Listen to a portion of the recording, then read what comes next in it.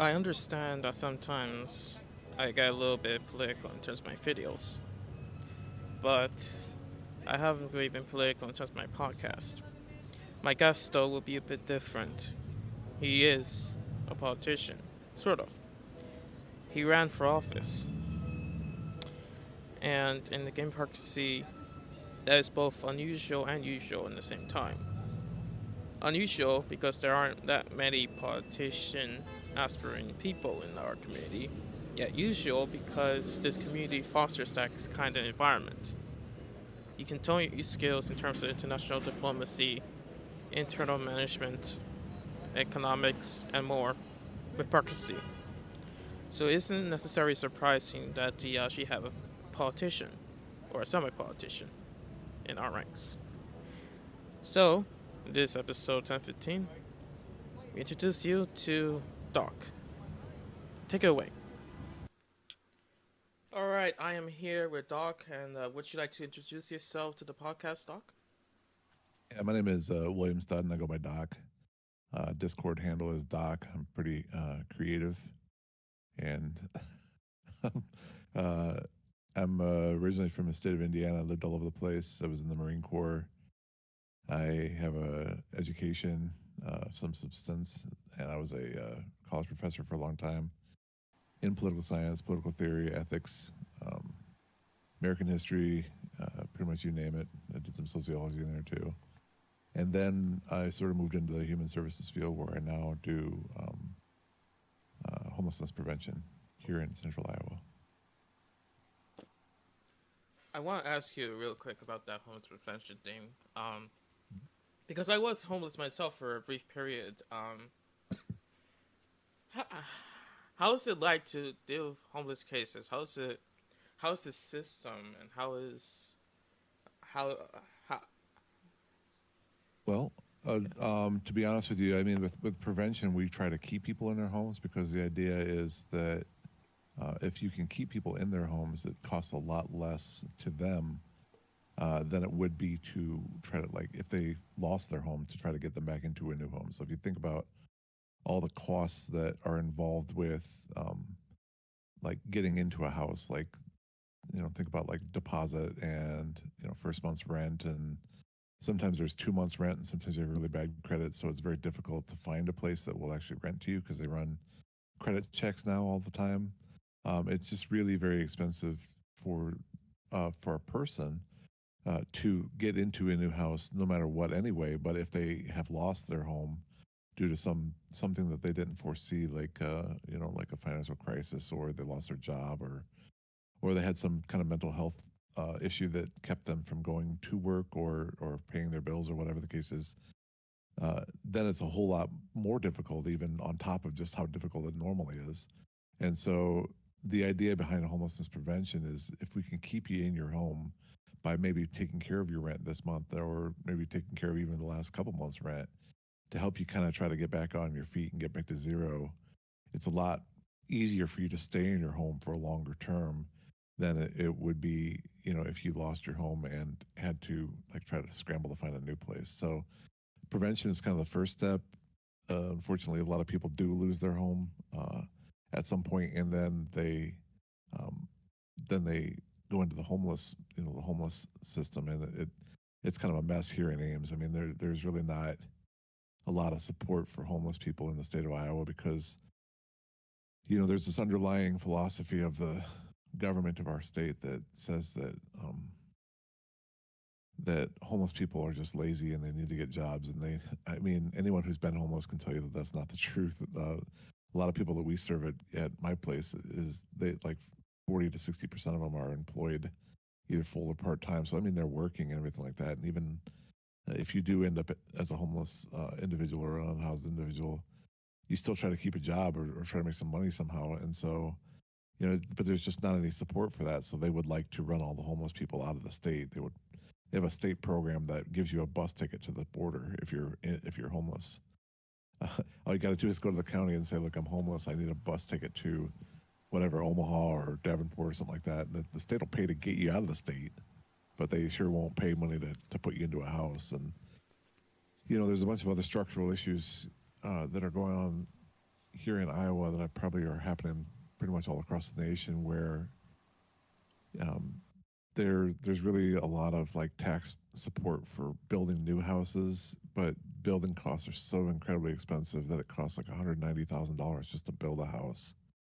And so, like even with the land and with corporations making profits and all that stuff, even new houses are going to start at like 250 and $300,000 houses, which to me is outrageous. And yet our landlords in this town maintain a 70% occupancy rate. That means they keep 30% of the houses either off the market or closed because they want to jack up the rent prices. If they would just open up the remaining stock to try to get more people housed, I think rents would go down. But rents are, it's a big mess. And so if you ask about like how the homeless like system or how dealing with homelessness in this state goes, it's just terrible. But it's like that everywhere in the country. So at least we're not alone on that. Don't they have a Section 8 equivalent in Iowa? Like a They government do. voucher or. Yeah, they do. But the program is so overwhelmed with people. Like they're when they're running it, when they actually have it turned on, it's got a year and a half wait list across the state for Section 8 vouchers. It's a state run program. It's called in our area. It's called SIRHA. In northern Iowa, it's called NERHA. I mean, it's like an acronym that means Central Iowa Regional Housing Authority is SIRHA. Um, that operates what's the equivalent to Section 8, but the waiting list for it is so long that it's like an hour, like a year and a half wait. Even if you have certain extenuating circumstances that should boost you to the top of the list.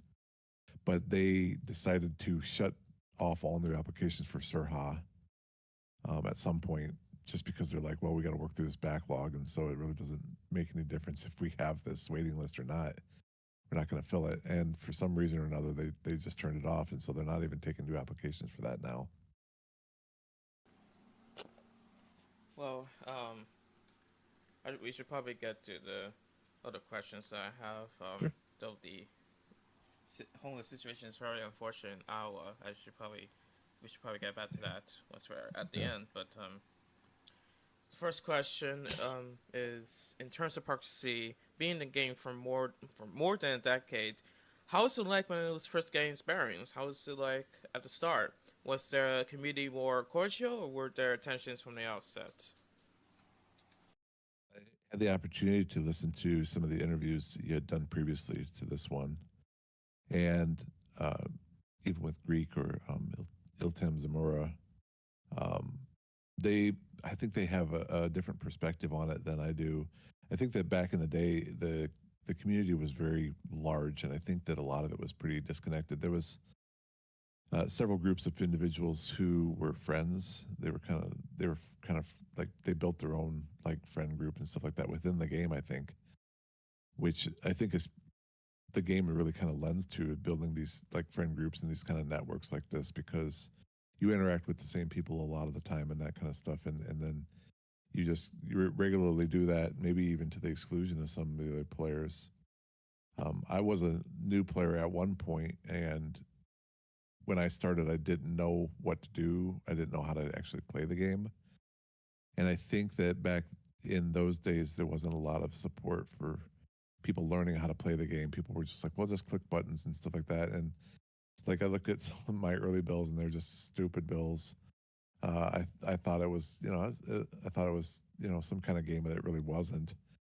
And then getting more into like some of the politics of the countries and stuff like that. There wasn't a lot of like stress on international relations back in the old days because the mechanic was pretty much everything. So a lot of time, even within Luthori, for example, a lot of the time, all of their role playing happened on the forum within the nations page. I don't know if you probably remember that. Like, yeah, of course you do. Like how there was like a news feed within the nations page that they would do their role plays on there, I remember that. and they would do their role plays through bills and stuff like that. Yeah, I mean, that was pretty much how a lot of countries did their role plays, and almost nobody used the forum. And so, like, I didn't even start using the forum. I think I started playing in 2008, I want to say, and I didn't really start using the forum until like 2009, and then there was just like a little ridiculous little posts. until I kind of realized the value of using the forum to do role plays and to write articles that you can't really write very well within the page. And one of the reasons why I started using the forum was because you could actually format them a little bit, so they actually looked a little bit better, and put pictures and stuff like that in them to make them actually news articles and stuff like that. And I really kind of embraced that. But back in the day, I think that there was a lot of like people that they would hop nations and they would just have this vision of some weird combination that they wanted to see, or some kind of weird, notion that they would have about, like, we don't see this in the world, so let's make it in particracy. And I think that that's what particracy was used for back in the day, where people were making fantasy countries. I think it was like Davostag. I think I'm gonna probably get this wrong because I vaguely understand like a lot of the world's history. I understand Khalistan's history quite a bit, but I vaguely understand the rest of the world's history. But there was like like a satanic party, like a satanic country, and they wanted to have the whole country be like a Satan worshiping country. And the reason why is because there's been really no real world equivalent to. There's been a lot of holy like Christian countries, but there's not been any like countries that have been dedicated to Satanism. And so they made the countries satanistic, I think is the term, uh, unholy kingdom of Davostag or something like that. And like a lot of those ideas, there was another felinist, like, where they made it all about cats. Um, and I mean, it was like that was like part of the idea. And then there was a lot of people like myself that really wanted to just kind of play in California. So that's how I ended up staying in Calistan for so long. But yeah, I mean, it was just like a kind of a free for all. I like what Iltem Zamora said about it being kind of like the Wild West. That's really kind of accurate, but I don't really necessarily think that was necessarily a good thing because things would change so much, and you never really knew from month to month where that country was at or what it was kind of undergoing or what the people that were playing there were doing. It was very difficult to follow, and there was no real like community understanding of, if you do this and nobody recognizes it, that means it didn't really happen. There was kind of like this, well, I did this 2 months ago and you didn't see it, but it's still in place or something like that. And a lot of that stuff led to a lot of confusion and a lot of like kind of chaos within the game, because you never really knew, like, some people would have a war and you'd have a party in one country joining the war, and the rest of the parties in the country didn't even know that the war had happened. And I mean, it was really kind of just kind of way out in left field in a lot of cases, and there was a lot of experimentation to kind of get to where we are now, where people have to give consent to role plays. That was really big. Where um, like the culture was protected in the country. That was a real big change. I think that was a really important change because, speaking, just for Calistan, like I said, I have a hard time knowing much of the history of the rest of the world because I kind of know it just in relation to how it has interacted with Calistan, and a lot of countries just didn't interact with Calistan very often. It's like some countries would be like, I would go away for a little while because I was the only party in the country, and it was kind of bored playing by myself. And so I would go away, I'd take a break or something like that, or someone would say something, I'd just be like, I'm done, with this game for a while. I need to take a little break or something like that. And I come back and the country is like speaking a completely different language. And I look back through the role plays, like, how did this happen? Where we went from speaking basically English.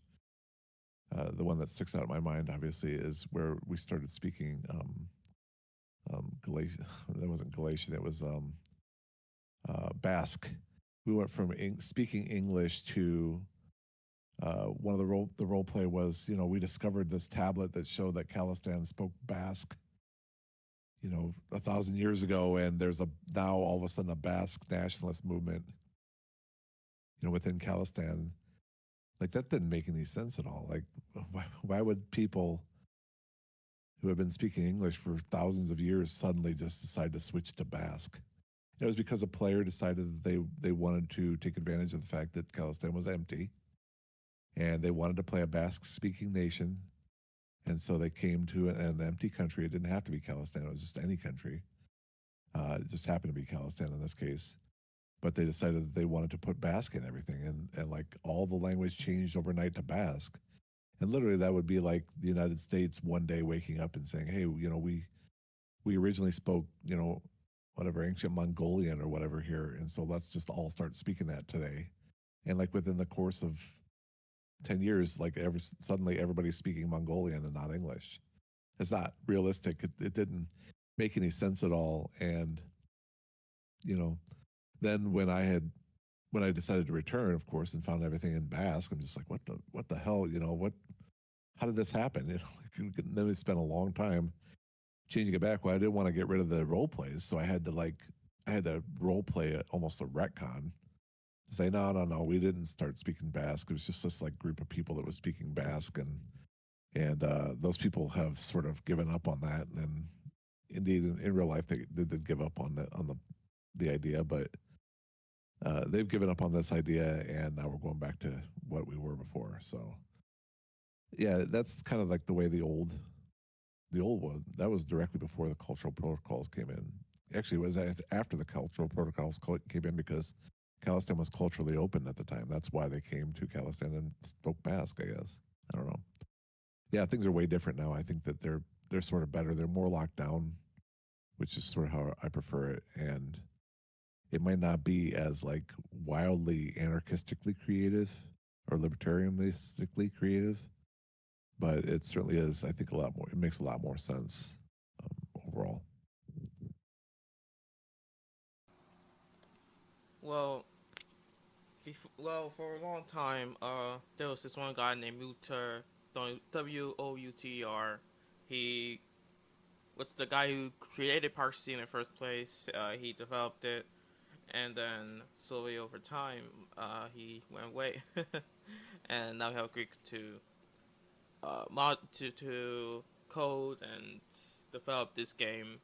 But you were there from the beginning, so how was Wouter like? How was he more hands on in terms of development, or did he leave it to moderators? And how were the moderators back then?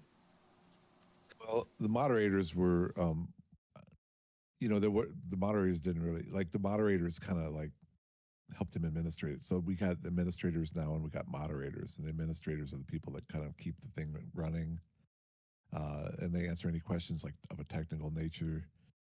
Where the moderators kind of get involved when there's like disputes between players and stuff like that. I think that's the appropriate role for both of those. Back in the day, the moderators were more like the administrators, and they would like get together and they would make rules and stuff like that for the game. And they used to be able to change game variables too. The moderators did it within the site. I guess we were given that power. And if on the off chance Wooter is listening to this debate and I get this wrong, I welcome any correction because I might be wrong. But the way I understand it was uh, Wooter Livens, who's the creator of the game. His name is all over the original site. Copyright this, Wooter Livens. Um, he has a background in computer code, and he was, as I understand the biography, he was watching elections in his home country. I'm not sure. I think it's Belgium that he's from. He was watching elections, and he was kind of wondering why people vote the way they do. He doesn't have a background in political science. He has a background in coding, and so he basically like took um, his very intuitive, I guess intuitive is a good word, um, like understanding of politics, like basically from watching election results, like figuring out this is how this works, this is why this works, and basically creating an algorithm that created that system to um, simulate that. And then he created, I don't know where he got the map from or or any of that stuff. There wasn't a lot of lore at the beginning of the game. It was really just a map and a game mechanic where players could come in, sign up for a party, and you know vote on certain bills, and those voting results or those voting choices that players make ended up giving them values on certain dimensions like internationalism or pacifism or environmentalism or whatever. And then the voters would have a certain set of opinions within the country, which were hard coded into the system. And then those voters would vote based on their opinions and how well these players have matched their opinions. And he had a couple other variables in there and stuff like that. And if that is all politics is, that people literally look at your voting history and they decide which one of your votes or which one of the parties most closely aligns with their views, then the game would have been a phenomenal success. I mean, it would have been like a great model for electoral politics in multi-party democracies, parliamentary democracies. So you got to give him credit for that. That didn't come from from political science background. That came from a political science kind of hobbyist perspective, that where he's watching these elections and this seems to be how it works, and so he's going to create a model or an algorithm that kind of simulates how that works within an interactive environment. I mean, that's like a really smart, really wonderful thing that he did. And theoretically, that's how democracy should work. But political scientists like myself and anyone else who has any kind of background at all in political science or behavioral politics or behavioral science or any of this, like behavioral psychology, knows that that's not really how it works. How it really works is I have a party identification and I'm going to vote for that party no matter what they've done, no matter what they've said, no matter what. Like 85% of the time, our votes are determined by how our parents voted. It's not even how this person voted. It's like how my parents vote. My parents vote for Democrats. Chances are they're like really high chances are that I'm going to vote for a Democrat just because that's the household I was raised in.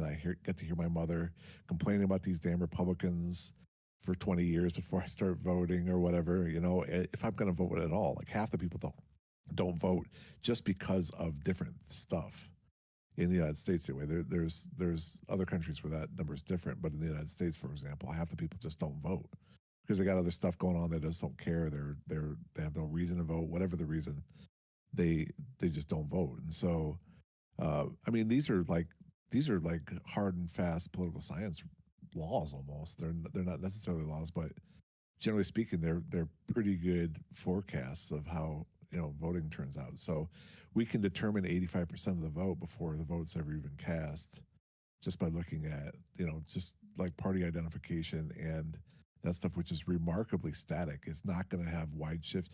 You're not going to have one year where the Democratic Party has done so good in the last 2 or 4 years that they just get all the votes. That's just not how it happens. The only time that ever happens is when the opposite party runs a candidate that's so like horrible that so many people just don't want them, or there's some kind of national crisis where everybody's rallied around the president or whatever. Then that party will do really, really well. But for the most part, it's like a 50-50 country or a 47-47 country. And the only people whose votes are really up for grabs are the 6% in the middle. But we also know that independents, especially in the United States, aren't really independents. We know that it's a rule of three. So a third of the population identifies as a Democrat, a third of the population identifies as a Republican, and they're just going to vote Democrat and Republican every single election, every time. And they vote straight party because that's all they care about. They don't care about what that party has done. They don't care about what that party has said this time around. There's not really a lot that can change their view. It's just a third is going to just do that every time. And a third of the parties say they're independents. Well, a third of the independents aren't really actually independents. The third of the independents will vote Democratic Party reliably, like 90% of the time, like almost all the time. They will always vote for Democrats, and they may sneak a Republican in here or there, but they are just going to reliably vote for Democrats, even though they claim to be independents, because they like the label of independence. That they're so smart, that they're smarter than the rest of us, so they don't vote along the same party. It's almost like a fashionable thing to be an independent. Uh, the same thing happens on the Republican side. A third of those independents will always vote or almost always vote for Republicans. And they may say, I like to pay attention to issues. However, the issues I care about all align with the Republican Party's issues. I always believe that abortion is bad. I always believe in guns. I always believe that business should have everything. And I always believe that we should get rid of the social welfare system. That's the Republican Party's position. And I'm an independent, but I happen to believe all of those things. Like a third of the independents will almost always vote Republicans. And so, of the third of independents, one third of them are actually independent. Now, we can break that down even further. Of the people who are actually independent, so we're at like a ninth of the voting population now. Of the third that are independent, one third of those people are independent because they are single issue voters, meaning they only vote for guns, or they only vote for the courts, or they only vote for abortion, or whatever the case may be. Well, those issues tend to line up with parties. So even if they're only single issue voters, they still vote along party lines because the Republican Party hates abortion. And so the Republican Party will get my vote if I'm a single issue abortion voter every single time. If my goal is to get rid of abortion, I'm going to vote for the party that, whichever party happens to hate abortion, which is in the United States, is the Republican Party. Uh, and the same way with the other side too, with Democrats. So a third of those voters will always are single issue voters, and another third of those voters are people who just vote randomly, like they vote for a person. I know this guy. I'm going to vote for that guy. Or they're like, oh, I like that person's name, or I like that person's picture, or I got a mailing of that person from that person in the mail yesterday that reminded me to go vote, and oh, I saw his picture, and so I'm going to go vote for that person. So that's another third of the vote, and literally one third of those people, the last third of that last group of people, so you're talking like 1/27th of the population, is actually a bunch of people who just don't know. They just don't have the slightest clue, and they're just at the polling place because someone told them it was important to go. And so they're there to vote. So you break it down, and almost everybody who votes in modern elections, and this holds not only for the United States but also for other countries, um, they already know who they're going to vote for. They already know what party they're going to vote for. And they're not really independents, and literally, so it's literally like a 1/27th of the population is up for grabs. Like you can sway them, you know. And that's not including obviously people who are just going to vote green every time, or people who are going to vote for the socialists every time. That's just by and large our system. And so the one thing I'll go back to, we were talking about Wooter. This is something that Wooter just did not include in his model, was that party identification is incredibly stable over long periods of time, and maybe not thousands of years. Maybe there can be changes in that thousands of years, but he didn't code changes in voter preferences over those thousand years. He just said that if one party can come in and figure out how to game the system, which literally every party did. I mean, every single party was guilty of this. When they wanted to win, they just gamed the system. And it really kind of undermined the integrity of his model, because his model was supposed to be modeling voter behavior in multi party democracies. But as a matter of fact, he was just, all he was doing was capturing the fact that people were smarter than his model and had figured out his model and were gaming his model. And consequently, you see really wide swings in party ideology that's in governing parties. One example I'll give you, and I'll kind of toss it back to you here, is you saw in Condrati right before the game model kind of like fell apart, where Condrati had a long history of being a liberal democracy, a very prosperous liberal democracy. That's how you guys had been role playing it for a long time. And also I would say probably Condrati was getting up to like regional power, or maybe even like a large regional power status, just by how you guys were role playing it. And it was really interesting, and it was really a fun dynamic and stuff like that. And then all of a sudden an election changes, and one election happens, and all of a sudden fascists sweep into power. and then the game model crashes, and the fascists just sort of stayed in power. Like, how does Kondrati, a prosperous liberal democracy that's not in the throes of any kind of like international, excuse me, like international crisis or anything like that, how do they switch so radically just after one election? Well, it's because your companion there in that country figured out how to game the mechanic and use that gaming of the mechanic to get himself into power, and then he proceeded to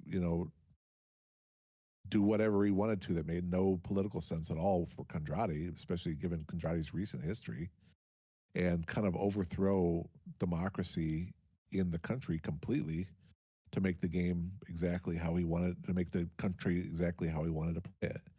And I don't know what kind of agreements you guys had, behind the scenes or whatever, but just looking at it from the game mechanics standpoint, that shouldn't have happened.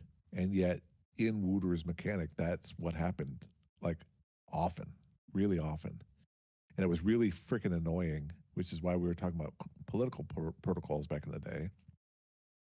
And Wooter didn't want to do anything about it because it was almost like acknowledging that he didn't know what he was talking about with regard to the behavioral politics part of it. And so Wooter had an idea and he knew how to code and stuff like that, but he was immune almost to any kind of like suggestion that his theory was wrong.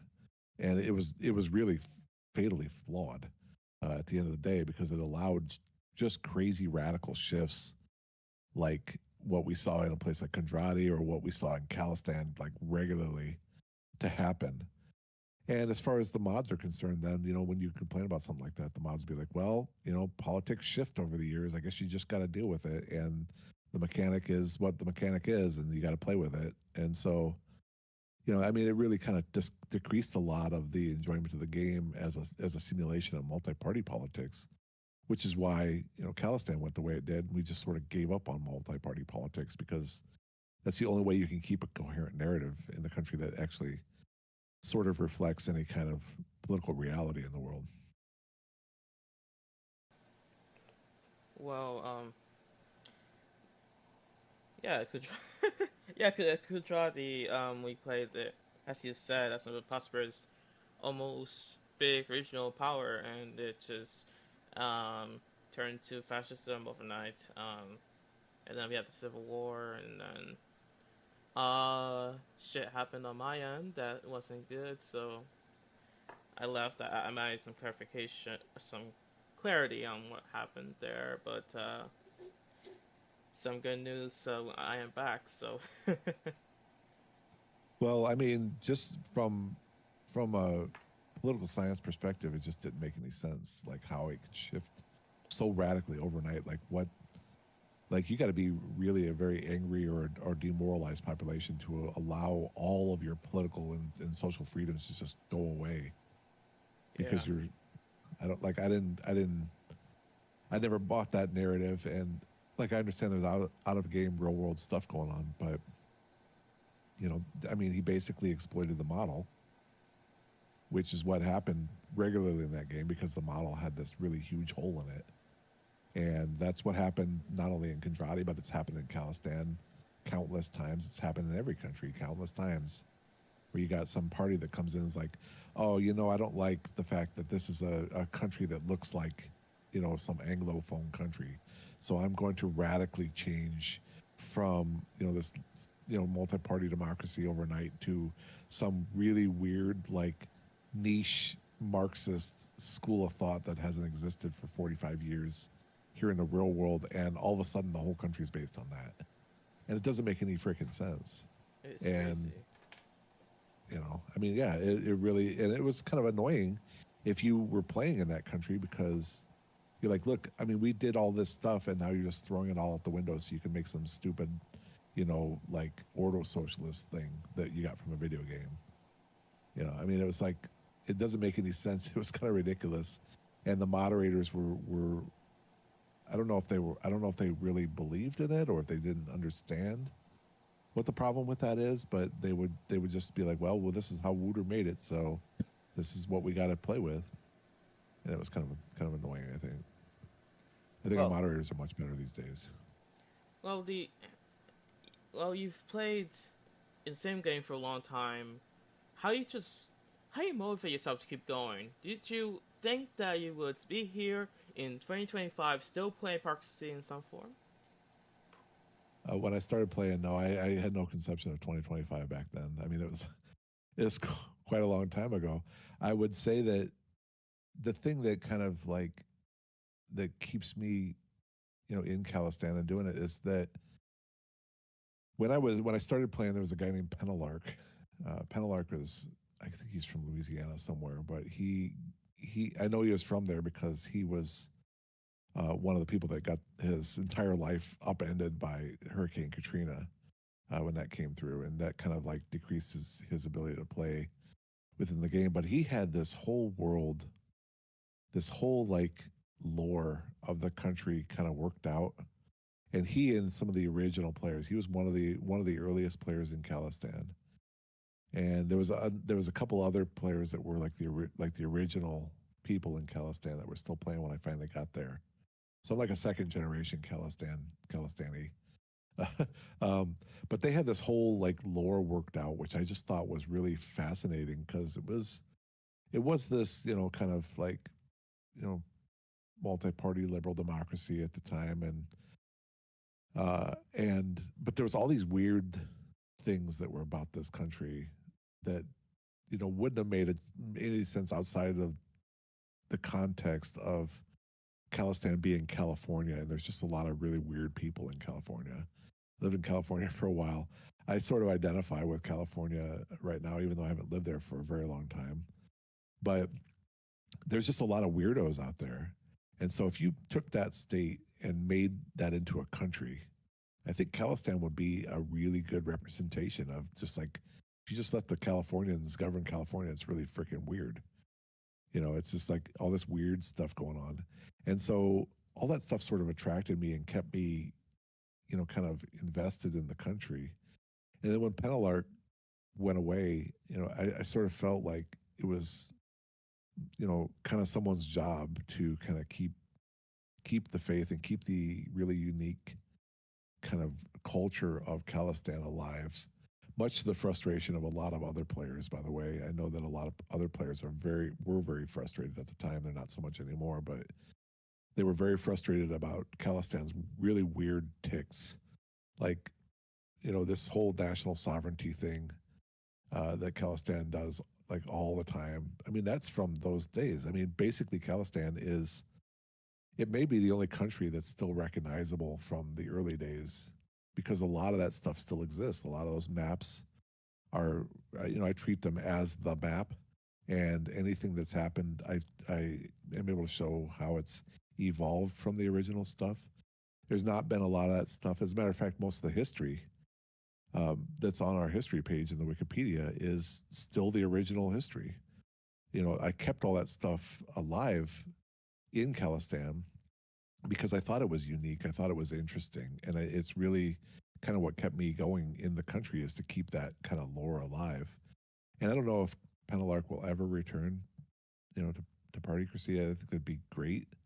I'd really love him to come and play in Calistan again, to see what's become what their creation that he was originally a part of, what their creation has become, because I think it is just a continuation of that original vision that they had for that country, and it's still keeping it true. And I think that that's part of the motivation that keeps me going in that country is to keep telling that story, to keep showing how. First of all, I think Calistan is probably a very unique country in a lot of ways, and I think that it's one of these things where it's like recognizable, but it's alien at the same time. Like it's really, it seems like it should be like something that you could experience, but it also is like something you've never experienced before. And like I've never seen a country like that before. But I mean, it'd be like if you just took a bunch of Californians and had to make a country. That's what it would probably look like if the Republic of California was still a thing. That might be what it looks like. But I think that that sort of thing, like keeping that weird country in Solea, I think is really a very valuable thing uh, for the game. Just like every country has their weird things, and every country has their unique things. Um, that's Calistan's, and so yeah, I'll probably be in Calistan probably until I stop playing the game, which is probably when it shuts down. But working with Greek and seeing all the stuff that he's doing and creating like kind of a future for the game outside of the game mechanic, um, it can ebb and flow and stuff like that. But I think there will always be a Calistan, and if there's always a Calistan, I'll always have a place in the game. So that's good.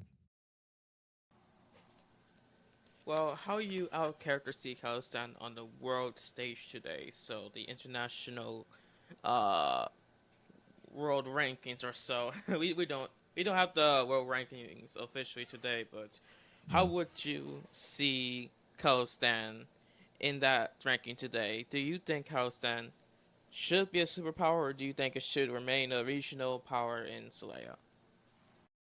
I think it definitely has kind of a niche as a regional power. I don't really ever see it as being a superpower or a world power, just because it that requires a lot of maintenance. And I think that Lewis is great because he can do that kind of maintenance to keep that stuff going.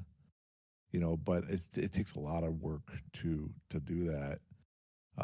You got to have a lot of irons in the fire all the time because no matter what you do, there's always going to be someone that's out there trying to take it down.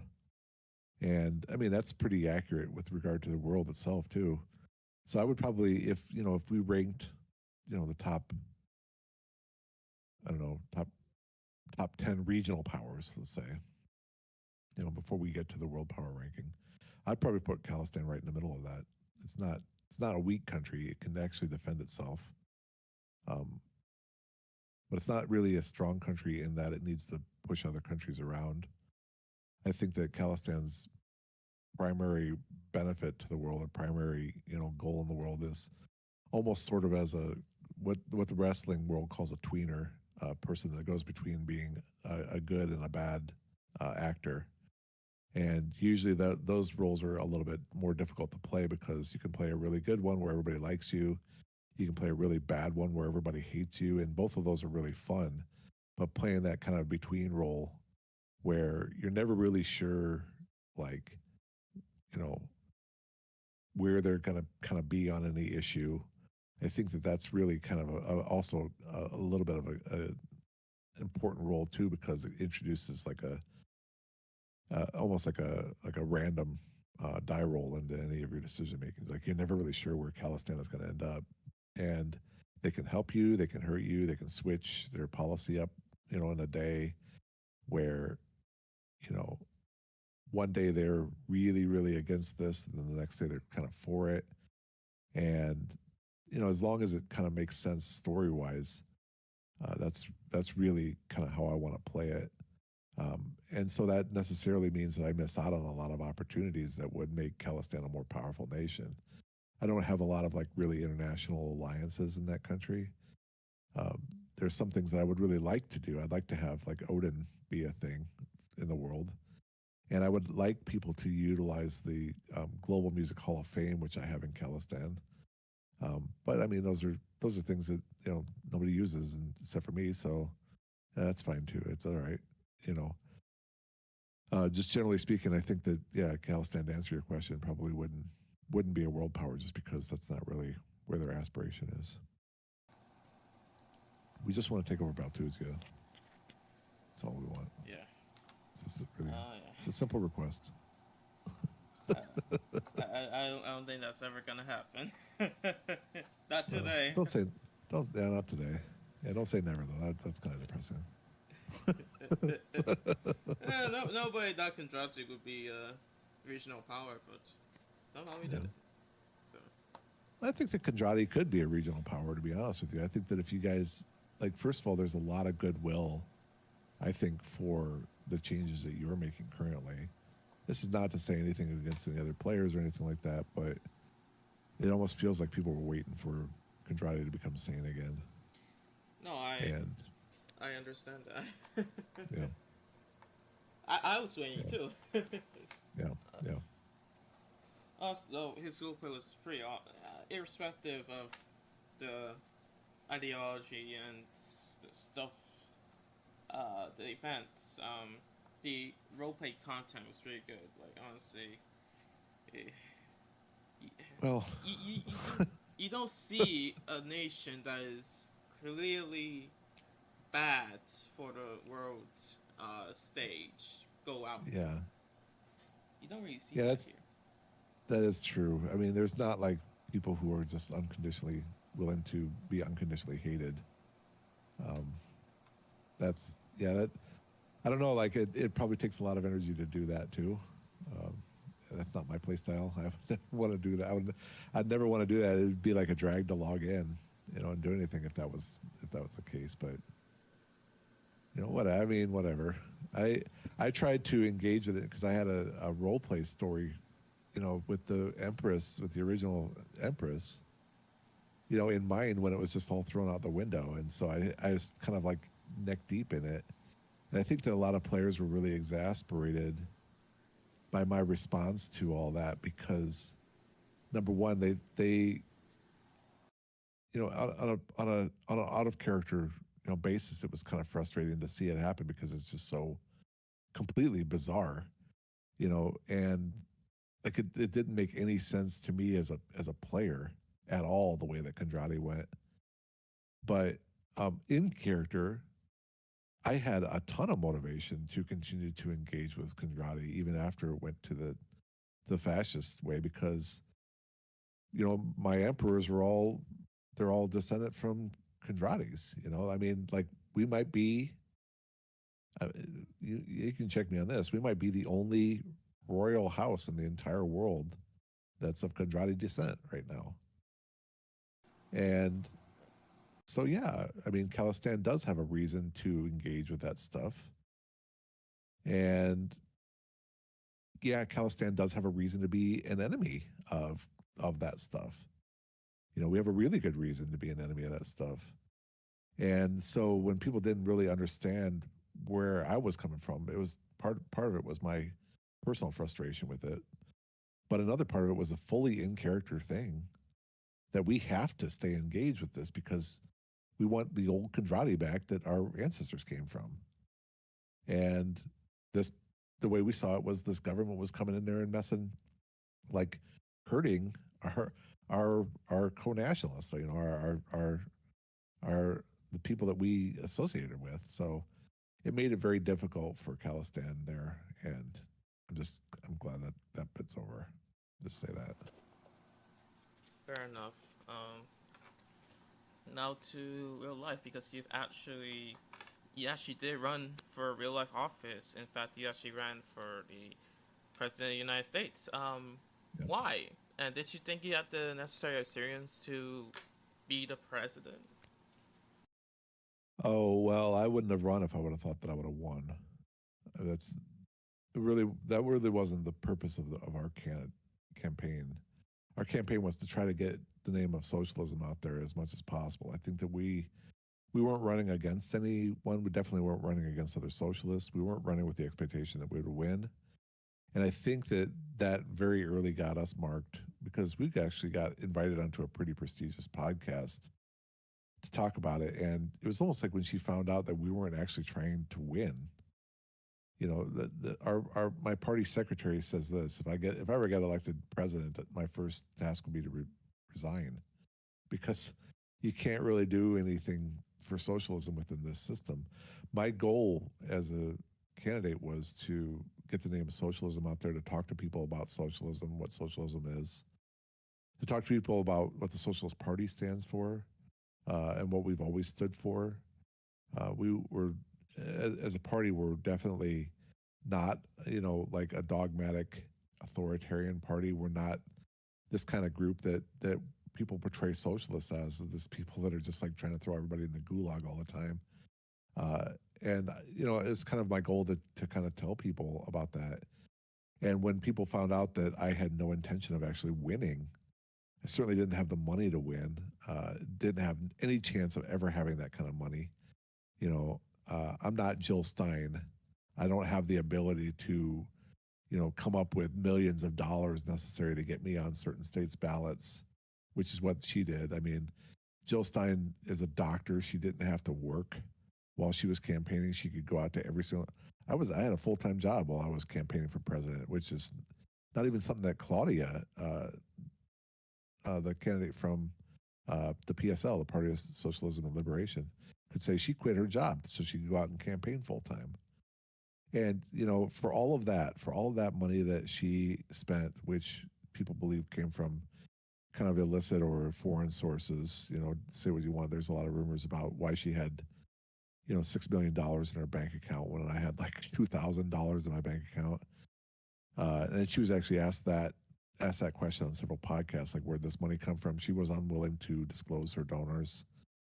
And she didn't work. She was able to quit her job. And for all of that money and for all that time and all that effort spent, in the state of Iowa, she got like 4,000 votes, and I got like 300 votes. So I got 300 votes in the state of Iowa with like a $2,000 budget. She got 4,000 votes in the state of Iowa, or 6,000 votes, or whatever the number is, with like a $10 million budget. And so if she could only get, 6,000 votes or however many votes it was, how many votes she got nationwide, probably tens of thousands of votes nationwide. But that's nothing compared to the 70 million votes that, Kamala Harris got, or the 70 whatever million votes that Trump got. And it's nothing compared to that. Like, it's like chump change. And so if she spends all that money, and only gets that many votes, like what chance is there?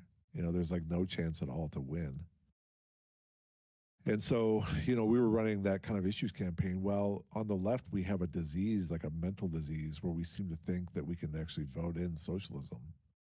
And if that was the case, we would have voted socialism in decades ago if we could actually do that. Because people, like I said, people aren't responding to ideas. They're responding 85% of the time to how their parents voted. So we can put all the ideas we want out there, and we're not going to get 70 million votes for it. It's just not going to happen. There's a whole system that generates votes, of those kind of numbers that we don't have access to. So when I ran, I was not under any delusion that I would win. Um, my goal was to reach as many people as I possibly could with the limited funds that we had, the limited amount of time. And in that sense, I would say we got several new members for our party.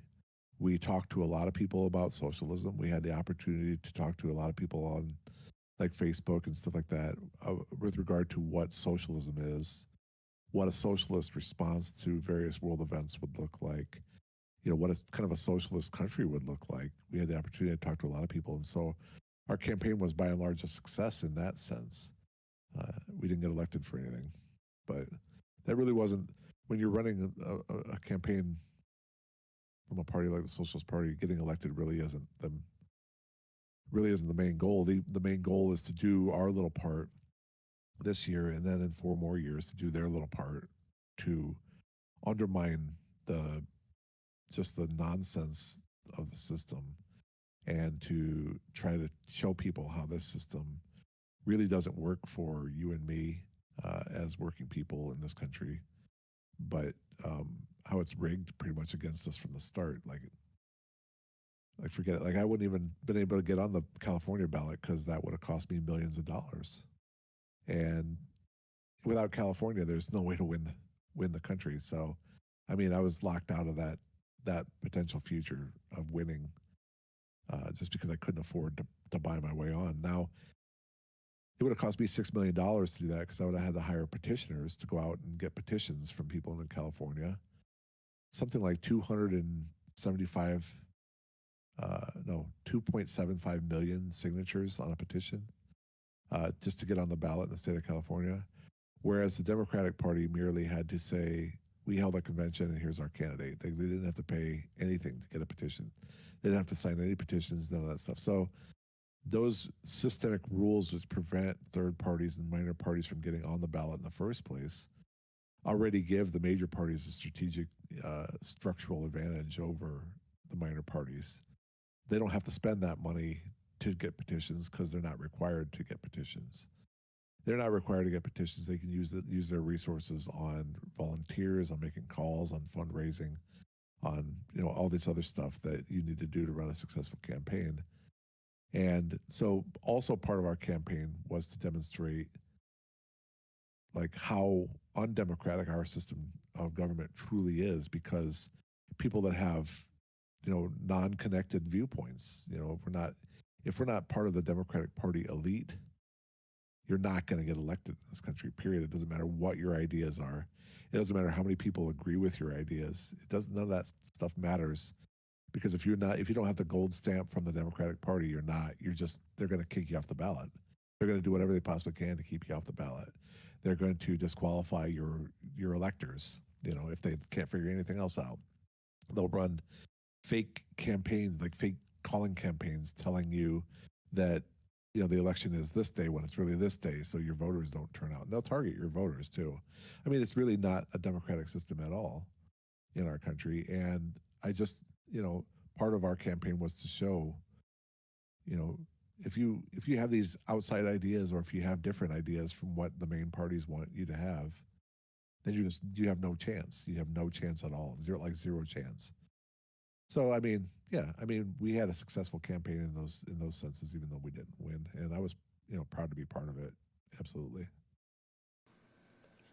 Well, how was the campaign like in terms of nitty gritty details? Like, as you say, had like $3,000, and Yeah. yeah, well, you managed to get 300 votes. I think we ended up with 365 votes. Yeah, But because just because it was like the only state we appeared on the ballot was Iowa, yeah, and Iowa, as you know, is a very red state. So there's not a lot of socialists in this state. Well, the places we could have got on the ballot a little bit easier, I just didn't have the volunteer staff there to go and get 2,000 signatures on a petition, so we just didn't make the ballot in a lot of states. Um, like the PSL did, they had the ability to pay for a lot of people to go out and get signatures, and so they got on the ballot in a lot more states than we did. Green Party was on the ballot in almost all 50 states, even though they weren't, strangely, on the ballot in the state of Iowa, which is really weird. They should have been, but they weren't. Um, and just basically the campaign that we had relied completely on volunteers. right. And there's some pluses and minuses with having volunteers to do campaigns. On the one hand, you get people who are really kind of like zealous about it. It's not just a job for them; it's like a cause, which is really a very positive thing, especially when you're running a campaign like this. But on the negative side, of course, people have lives, and you can't always count on your volunteers to show up when you need them to, because it may just be like they're burned out, or it may be that they got something with their kids or something like that. They can't show up. And so not having a paid staff really made it a lot more difficult to run a campaign the way we wanted to. We just didn't have the money to pay people. And so, you know, we had to rely on our volunteers, and for what our volunteers did, it was fantastic. For what they couldn't do, we really felt that was missing. We really felt that absence. Well, would you run again for office given your campaign experience, given current Yeah, no, events? no way. Fair No way. enough. I would not. I didn't want to run in the first place. I got kind of talked into it because the people on the nominating committee, they wanted to run a presidential campaign, and the people who were signed up to kind of run, or who were signed up for the nomination, like we nominated people out at the convention. So um, they were speaking to the convention, and the nominating committee was just, God, those people, man.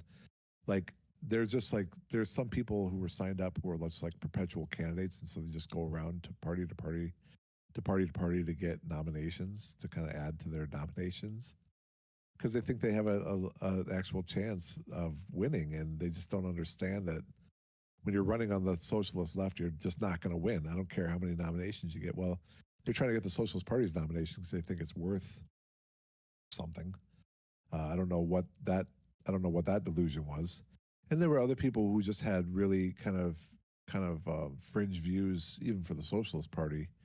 And so the nominating committee didn't think that they had a really good field of people to run that represented actually the Socialist Party.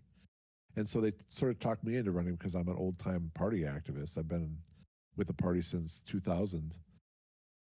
Kind of off and on. There was a time when I kind of dropped out of the party, but just because there was internal politics that I didn't really vibe with. I didn't really like the direction my party was going. It was going in a far more Marxist and also Stalinist direction, which I wasn't really part of and I couldn't get down with. So I dropped out of the party for a couple of years. But anyway, I've been with the party, since about 2000.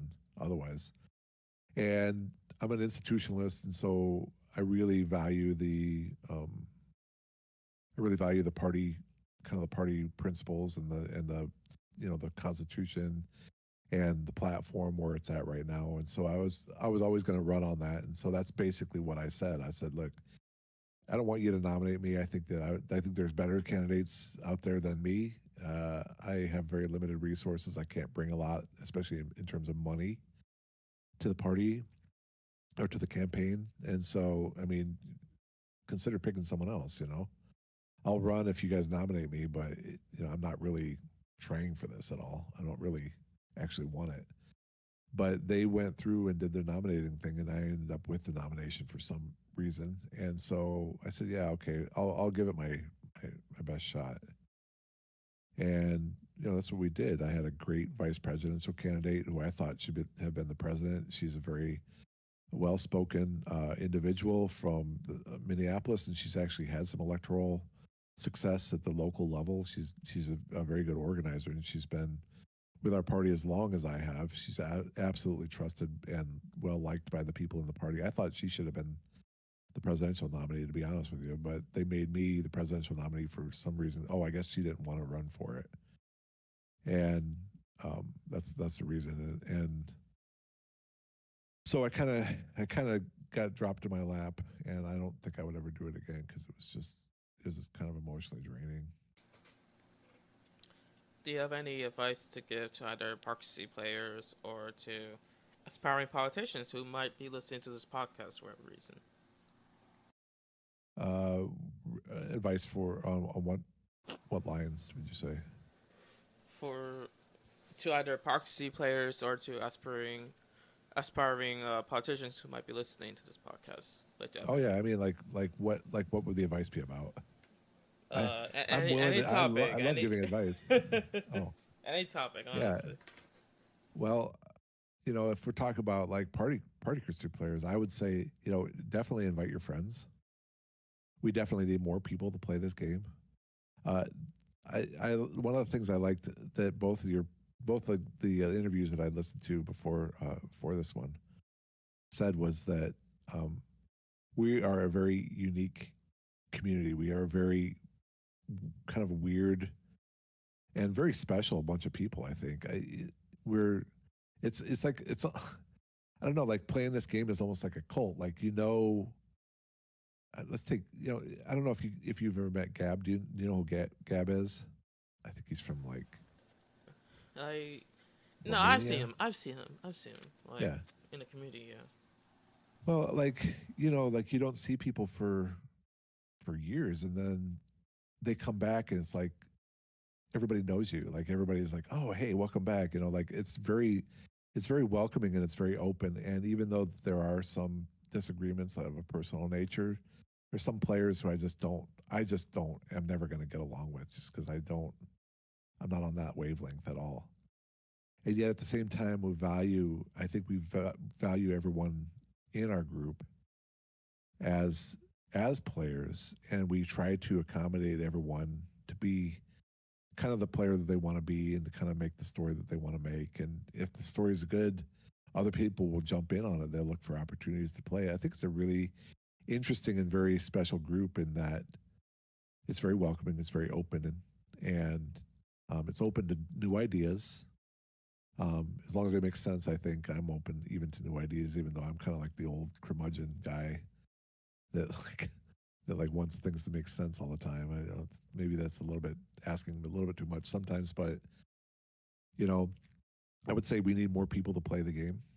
And so if you have an idea that you'd like to do, there's a place for every idea See, I think that's one of the main differences between the old style of party particracy and the new style is that in our current style, there's a place for every idea.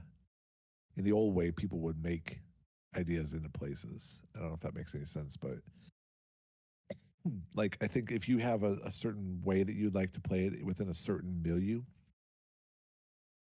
there's a country for that. You know, there's a country that can handle that. If you desperately want to just kind of role play multi-party democracy, there's 10 countries where you can very successfully and very easily do that. And there's a really good chance that they're open, so you can kind of make that country a little bit into your own idea too. Um, and the old way that people would just go into a place and just make it whatever, and it didn't necessarily make any sense. Like even if that place wasn't for that, like they would make it that way. And so there was like not a lot of guardrails on that. But nowadays, I think that the community is very much more supportive of people, of different kinds of people, different ideas, people from different places in the world with different experiences. I think the community is way more supportive of all that stuff, and that's really a net gain for the game. And so, the more people that come and play, obviously, the more ideas we have, the better opportunities we have to bounce our own ideas off of people and to make the game very vibrant and very much alive. So I think that's really good advice. If you have friends that you think would be good players, just invite them in. It really doesn't matter what their background is. People will help you learn the game. They'll learn how to play the game, and also to kind of adopt our community kind of norms and our ways. Um, they'll help you do that stuff. And people are not really judgmental. I mean, they are, but it's not usually a personal thing. If people are judgmental about some things, we do have a lot of assholes in our community. I'm probably chief asshole in the community, but I think that at the same time it's very welcoming, very opening, and we should get more people to want to play. All right. Well, the format of 1015, the podcast is I get to ask you up to 10 questions, and you get to ask me up to 5 questions in return on any topic. So I'm going to throw the stage to you. Okay, I do have some questions, All some right. things I'm interested in hearing about. First of all, what got you to play Particracy, and what keeps you interested in the game? Uh, First, I think I said this many times, but I'll say it here. I came here with a group. So Hyundai, Jajab, uh, Starfruit, Journey, these people, and I went to Kondrati, and slowly but surely they left to do their own thing. They started to drop out. We got some new people. They started to drop out, and I was just there, holding the bag. Not their fault. Obviously, they have lives to do. Um, I just thought, why not? Yeah, why not? Why not just stay? Why not just develop it? And I I don't know if I said this before, but I actually like role playing a political party. I like role playing like the mechanics of political party. I actually kind of like the old system of role playing elections, seeing how the election would go, and the like. I actually like that, and not to say the new system's bad. The new system's pretty awesome, honestly, but what keeps me going is that new system, the new community, Greek, uh, everyone in the community.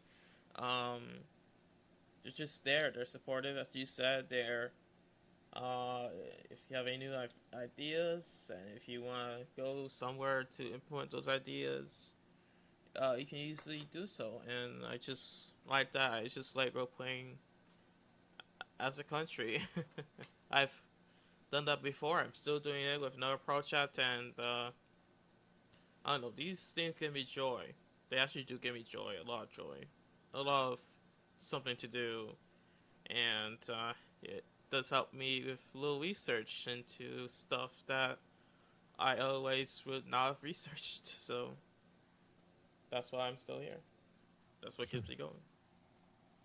And okay, so you're originally from Puerto Rico, is that right?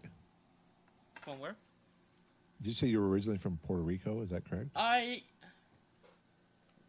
I was born here, but Uh, on my mother's side, she was from Puerto Rico. Like she uh, came to the United States was when she was a teenager, and yeah, so you're born in this in the United States I then? was born here in the United States. Yes, in New York Well, City, actually. Puerto Rico is part of the United States. Yeah, I don't Oh, have to tell fair, you that, fair, fair. but yeah.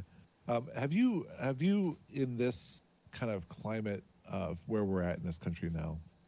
Have you experienced any like kind of um, negative experiences with regard to all this stuff around Trump and everything? I'm sure you know what I'm talking about. Yeah. Oh, Like, yeah. have Well, you experienced any kind of negativity with regard to all that stuff? Even though you're an American, citizen, obviously, and you're even from the United States, have you well, personally experienced anything? I have not.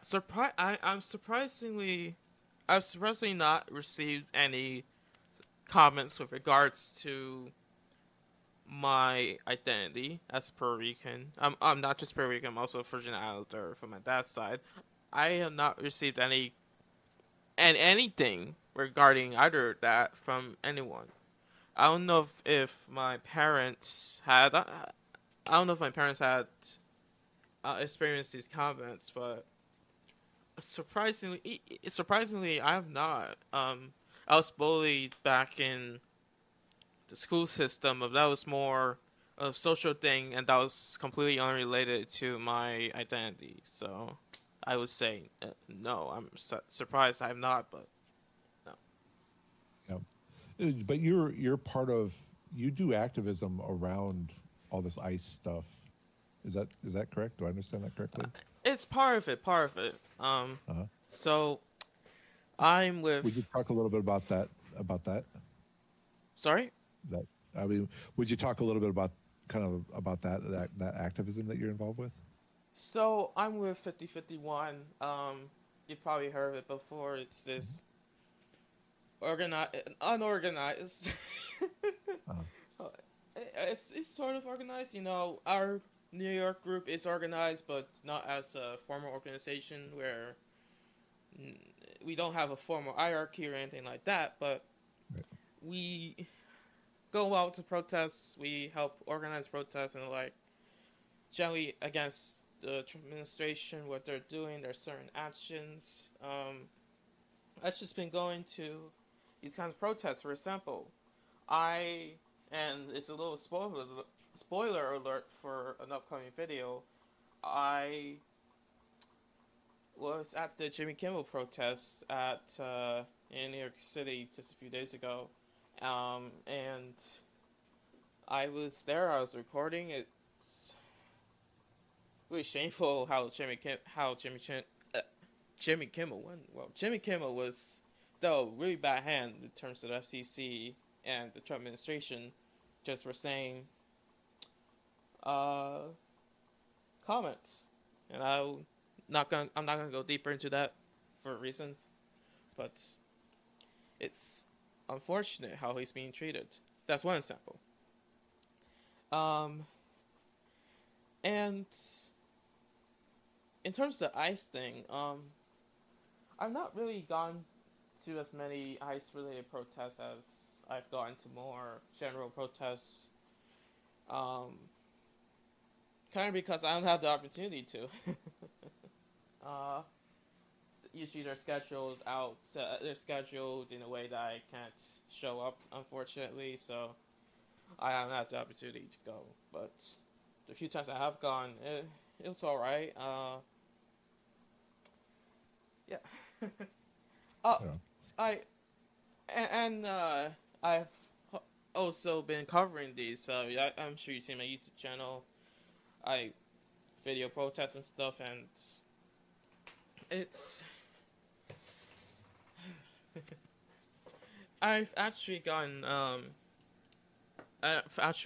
like requests to send clips to my fellow folks in 551, and I've sent video of of what I've covered to those organizers. So it's in a weird way. Excuse me. In a weird way, this kind of thing is helping me build connections. It's helping me in terms of finding something to do, and it's giving me editing skills and like so. It's both activism and getting experience for photography and the like. Sure. Yeah, that's. I think that's very valuable too. Uh, and okay, so I think the next question I have is, what is your, what is your future plans for Kondrati? Well,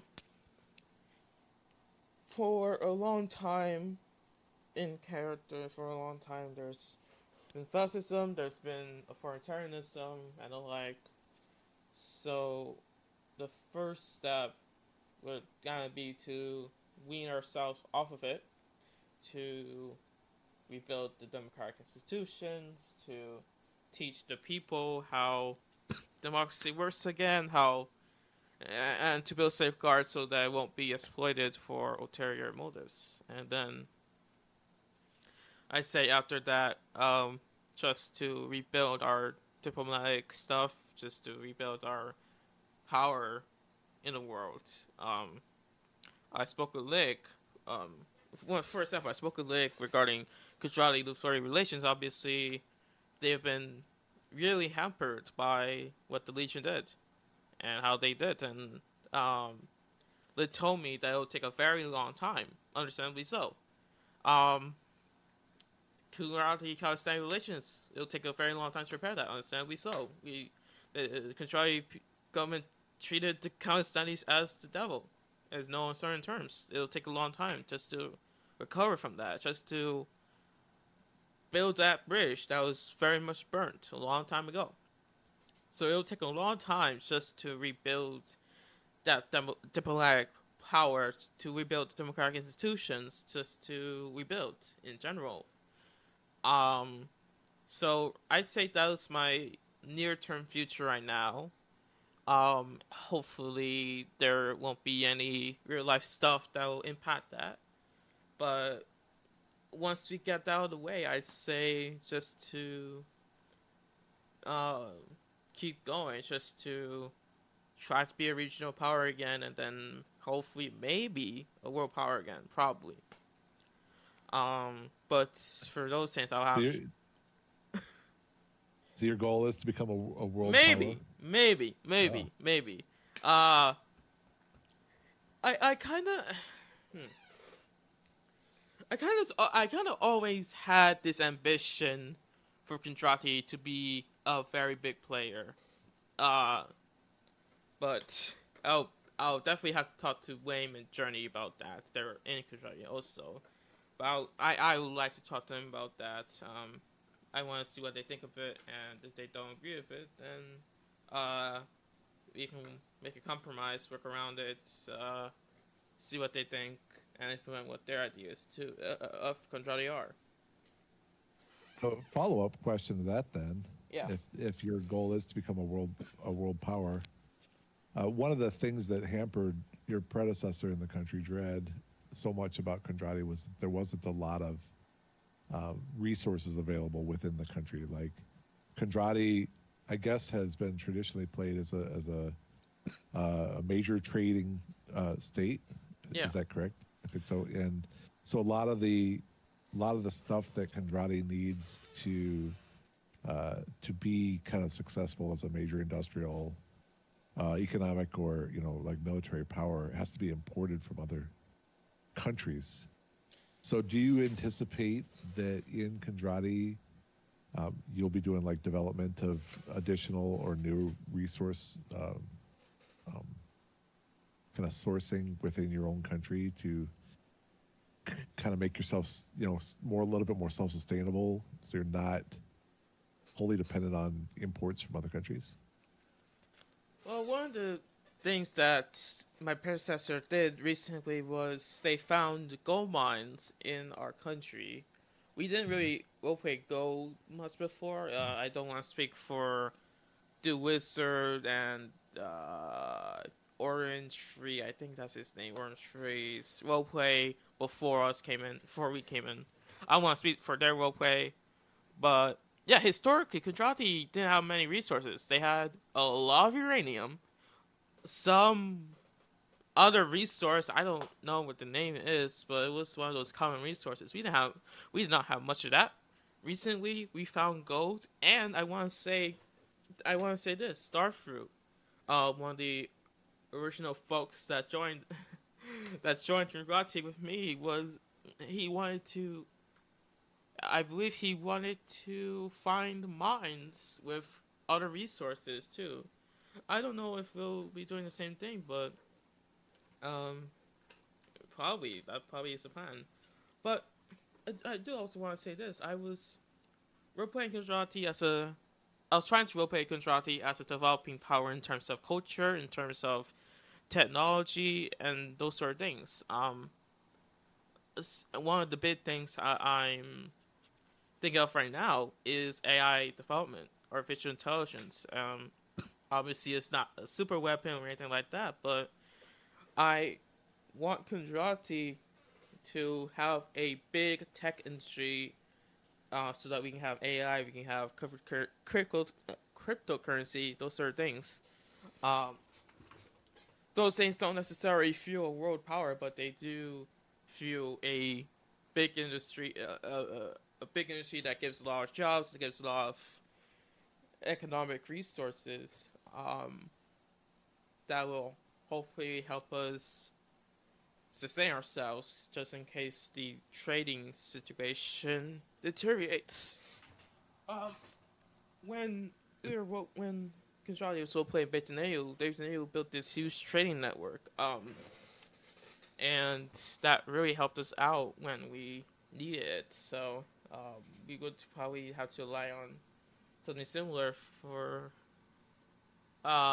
the near future, and then hopefully from there we can start to build our own industries and get back to where we were doing, and maybe build from there. It's a shame that I would have to check. I think that a lot of the forum that Aldegar had built, like AI and stuff like that. I Yeah, think all that's in the old forum. I'm not sure if it's in the new forum at all. I remember that. But And I think that the Dory's building I AI want, too. and I think that Svetlana has moved back to Aldegar, or is in the process of moving back there.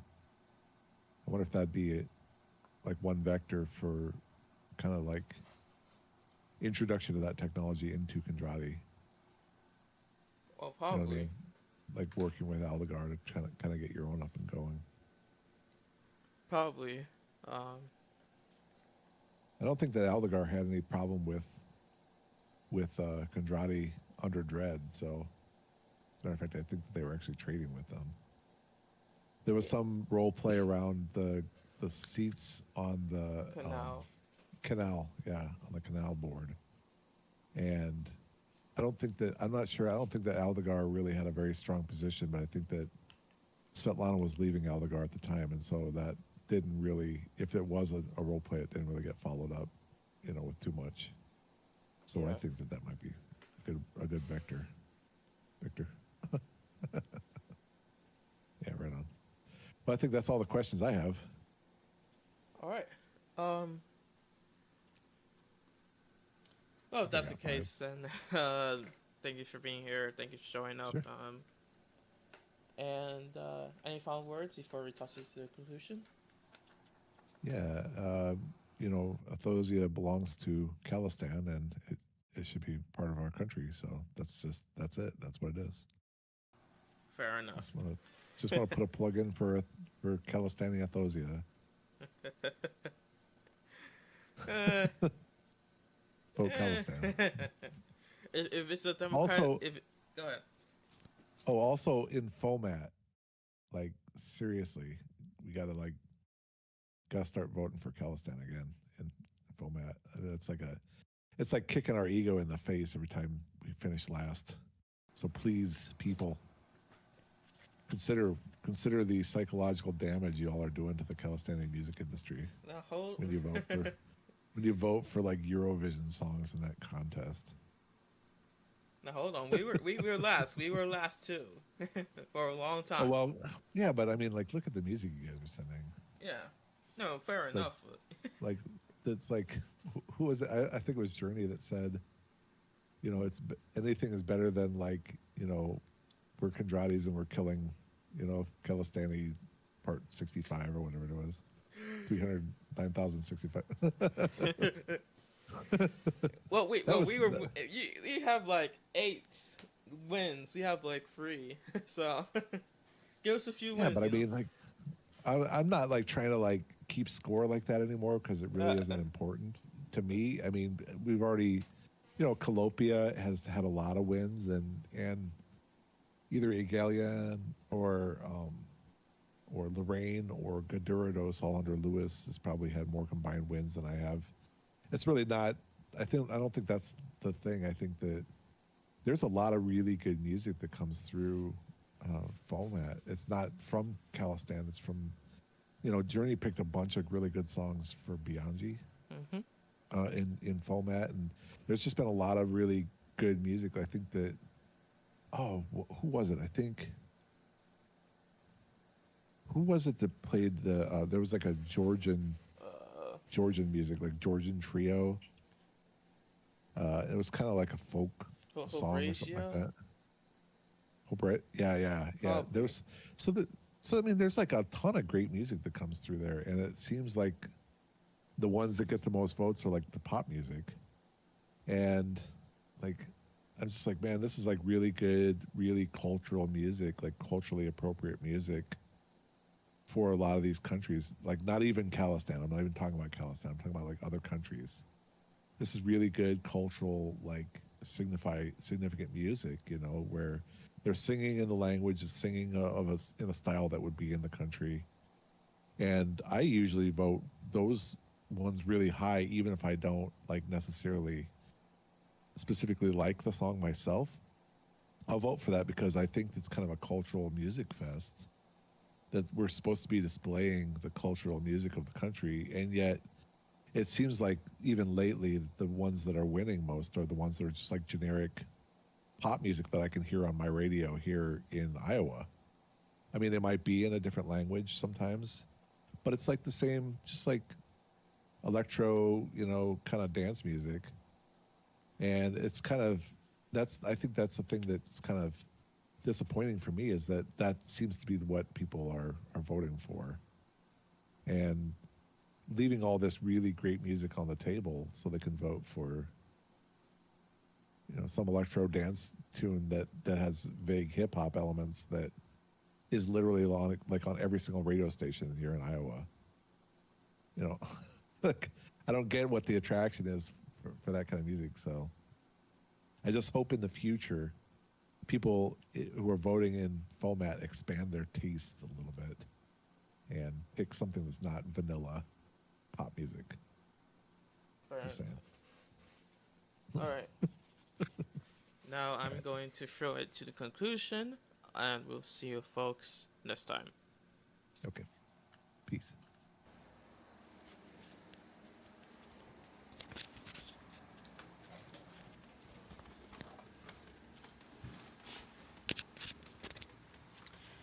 Doc is, well, interesting man. I mean, who who wouldn't want to interview a presidential candidate or former presidential candidate? You don't actually see many presidential candidates these days who actually play video games like Particracy. And well, that's the beauty of Particracy. Literally anybody could fit. Literally anybody could play. Even presidential candidates like Doc, who have been in this community for a very, very long time. Almost the same time as Snizer. Although unlike Snizer, Doc never really left. He's one of the few old guard people who's still around to teach us new guard players how to play. He is a consistent force, a consistent person. We don't have many of those left in our world these days, especially with politics. He is definitely into a political sphere. As I said, he was a political candidate for president.